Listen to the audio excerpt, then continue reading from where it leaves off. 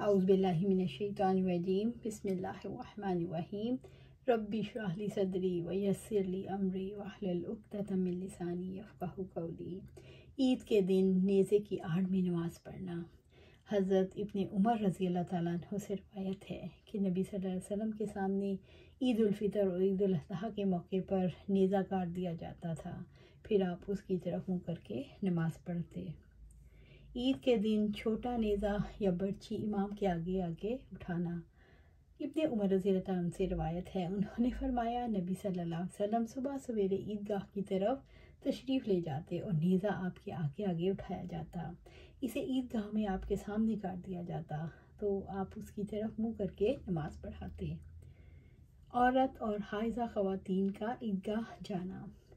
حضرت عطیہ رضی اللہ تعالیٰ عنہ سے روایت ہے، انہوں نے کہا ہمیں ہمارے نبی صلی اللہ علیہ وسلم نے حکم دیا ہم نماز عید کے لیے ان عورتوں کو بھی نکالیں، ان جوان عورتوں کو بھی نکالیں جو پردہ نشین ہیں۔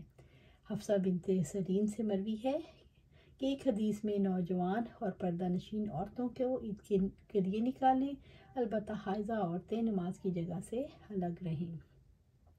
عیدگاہ میں اس قسم کی عورتوں کو الگ بیٹھنے کا حکم اس لیے دیا گیا تاکہ نماز پڑھنے والی عورتوں کے درمیان بے ضابطگی نہ ہو، کچھ پڑھیں اور کچھ ویسے ہی بیٹھی رہیں۔ اس سے نماز کا ظاہری حسن مجروح ہوتا ہے، اس لیے انہیں علیحدہ بیٹھنے کا حکم دیا گیا۔ نیز اس میں دوسری عورتوں اور مقدس جگہ کا بھی خیال رکھا گیا تاکہ وہ مقام نجاست سے آلود نہ ہو جائے جہاں نماز پڑھنی ہے یا ساتھ والی عورت کو کراہت نہ ہو۔ بچوں کا عیدگاہ جانا۔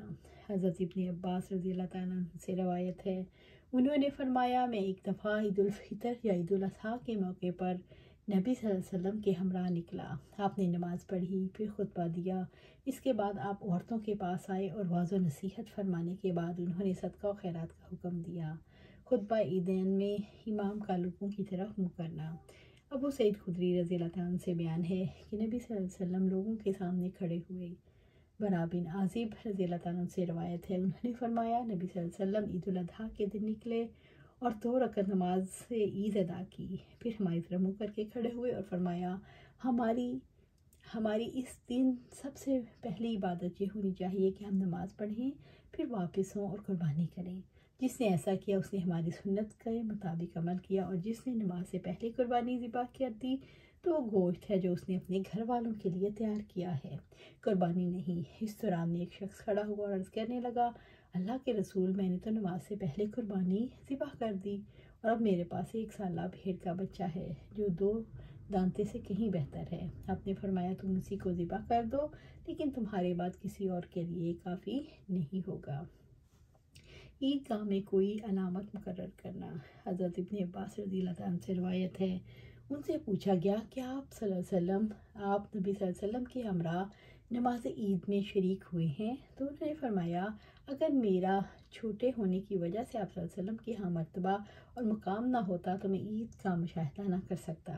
بہرحال آپ نماز عید کے لیے نکلے، یہاں تک کہ اس نشان کے پاس آئے جو کثیر بن سلط کے گھر کے پاس تھا، نماز پڑھی، پھر خطبہ دیا، اس کے بعد آپ عورتوں کے پاس تشریف لائے۔ آپ کے ہمراہ حضرت بلال رضی اللہ تعالیٰ عنہ بھی تھے، آپ نے ان عورتوں کو واعظ و نصیحت فرمائی اور صدقے کا حکم دیا، چنانچہ میں نے عورتوں کو دیکھا وہ اپنی ہاتھ جھکا کر اپنے زیورات حضرت بلال رضی اللہ عنہ کے کپڑے میں ڈالتی تھیں۔ اس کے بعد آپ صلی اللہ علیہ وسلم اور حضرت بلال اپنے گھر کی طرف روانہ ہو گئے۔ حضرت شاہ ولی اللہ سے محدث دہلوی فرماتے ہیں، صحیح روایات سے معلوم ہوتا ہے کہ آپ صلی اللہ علیہ وسلم کے زمانے میں عیدگاہ کے اندر کوئی جھنڈا وغیرہ نصب نہیں تھا، اس لیے حدیث کا مطلب یہ ہے جہاں ہمارے زمانے میں جھنڈا گاڑا جاتا ہے وہاں آپ صلی اللہ علیہ وسلم نماز عید پڑھا کرتے تھے۔ چونکہ ظاہر حدیث سے یہی ثابت ہوتا ہے کہ آپ صلی اللہ علیہ وسلم کے عہد مبارک میں وہاں جھنڈا نصب ہوتا تھا، اس لیے امام بخاری رحمۃ اللہ علیہ نے انہی الفاظ سے عنوان قائم کیا۔ میرے نزدیک واضح بات یہ ہے کہ مصنف عیدگاہ میں جھنڈا نصب کرنے کا جواز ثابت کرنا چاہتے ہیں۔ اللہ سبحانہ تعالیٰ سے دعا ہے جو ہم احادیث سے پڑھتے ہیں اس کو سمجھنے کی توفیق دے، ہمارے دل میں بٹھا دے اور اس کو اپنے عملوں میں لے آئے۔